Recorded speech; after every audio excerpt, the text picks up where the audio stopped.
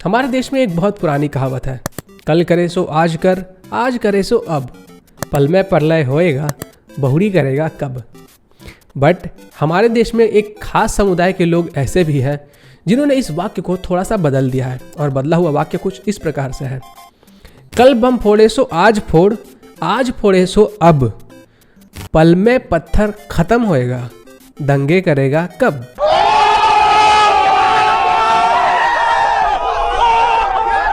नमस्कार। आप में से कितने सारे ऐसे लोग हैं जो क्रिकेट प्रेमी हैं?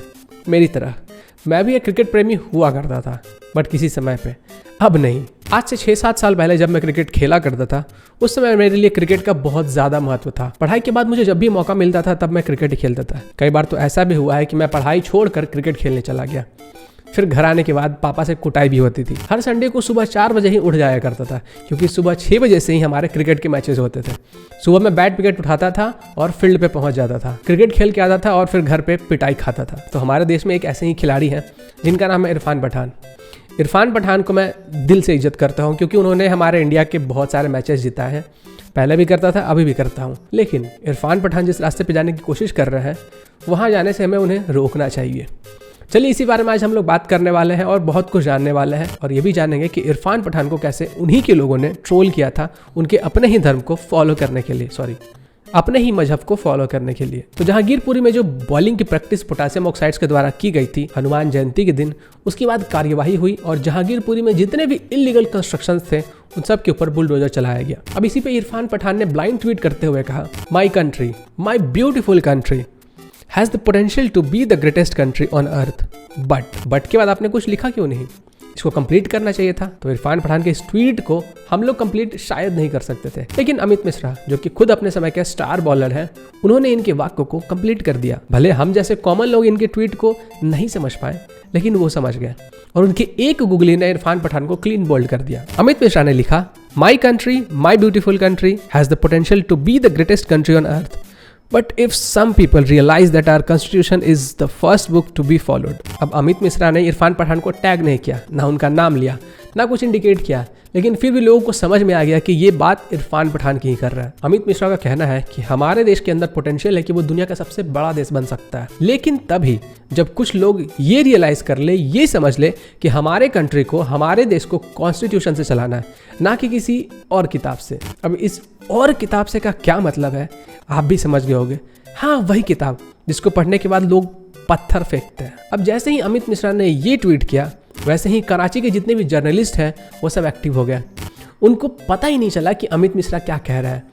उनको लगा कि ये एक सेक्युलर ट्वीट है, और इन लोगों को ये लग रहा था कि जो डिमोलिशन जहांगीरपुरी में हुआ था उसके बारे में अमित मिश्रा लिख रहे हैं कि कॉन्स्टिट्यूशन से इस कंट्री को चलाना है, ना कि तानाशाही करके। लेकिन जैसे ही ट्विटर के यूजर्स ने इरफान पठान और अमित मिश्रा के ट्वीट को एक साथ ट्वीट करना शुरू किया, तब जाके उनको समझ में आया, बनाया तुमको।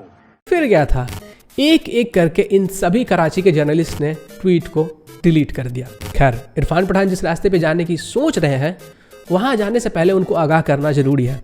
इरफान भाई, अगर आपको याद नहीं है तो मैं आपको याद दिलाना चाहूंगा, जिन लोगों की आप वकालत करने की कोशिश कर रहे हो, उन्हीं लोगों ने आपको भी ट्रोल किया था और आपके बीबी को भी ट्रोल किया था, और 1-2 बार नहीं, कई बार ट्रोल किया था। 2018 में प्रिंस और युविका की जब शादी हुई थी, तो उसमें इरफान पठान अपने बीवी और अपने बच्चे के साथ भी पहुंचे थे। वो अपने बच्चे को गोद में लिए हुए आप फोटो में देख सकते हो, और उनकी बीवी भी बगल में खड़ी है। अब जबकि उनकी बीवी हिजाब पहनी हुई थी, फिर भी उन्हीं के लोगों ने उनका मजाक उड़ाना शुरू कर दिया। अब कमेंट्स देखिए कैसे कैसे कमेंट्स कर रहे थे। मेकअप, नेल्स, बुरखा, seriously she not carry her child but mobile sure. Mohammad Anjum कहते हैं, बुरखा ही पहनना था तो मेकअप क्यों किया? साले भुक्खर इरफान चिकन तंदूरी के लिए शादी में आता है। Look at nails too, she is just like normal fashionable, just taking advantage of culture to seek attention. Samaira कहती हैं, हिजाब को मजाक बना के रखा है, पूरा फेस दिख रहा है, और नेल्स तो देखो, चुड़ैल जैसे इतने बड़े नेल्स इस्लाम में हराम है, तो फोकट में ये सब नाटक क्यों कर रही हो? आंखों पे दुनिया भर का मेकअप करके हिजाब। इसी तरह 2019 में जब इरफान पठान ने अपनी बीबी के साथ एक फोटो शेयर किया, तो उस फोटो को देखकर भी इरफान पठान के आसपास के लोग ट्रिगर्ड हो गए।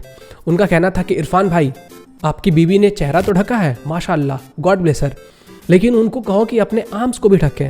हैं? और इन्हीं लोगों ने इरफान पठान को नरेंद्र मोदी के साथ फोटो खिंचाने के लिए भी ट्रोल किया था। इनका कहना था कि इरफान पठान ने अपना जमीर बेच दिया है। तो इस तरीके से इरफान पठान को एक दो बार नहीं बहुत बार ट्रोल किया गया। और सिर्फ इरफान पठान क्यों ही, मोहम्मद शमी को भी ट्रोल किया गया था जब उन्होंने अपनी वाइफ के साथ फोटो डाला था बिना हिजाब के। तो मेरा काम था इरफान भाई को आगाह करना कि जिन लोगों की वकालत आप करने जा रहे हो वो लोग कौन है, पहले जांच लो, परख लो। ये लोग आपके बेटे के फोटो के ऊपर भी कमेंट कर सकते हैं। जब आपका बेटा बड़ा होगा और वो अपनी फोटो इंस्टाग्राम पे डालेगा या ट्विटर फेसबुक पे डालेगा और उसकी जीन्स एड़ी तक पहुंच जाती है, तब ये लोग आके फिर से आपको गाली देंगे, फिर से ट्रोल करेंगे। तो आप जो भी लिखते हैं, जो भी करते हैं, सोच समझ कर करिए। चलिए जाते जाते एक वीडियो क्लिप आपके लिए प्ले किए जा रहा हूँ, ध्यान से देखिएगा।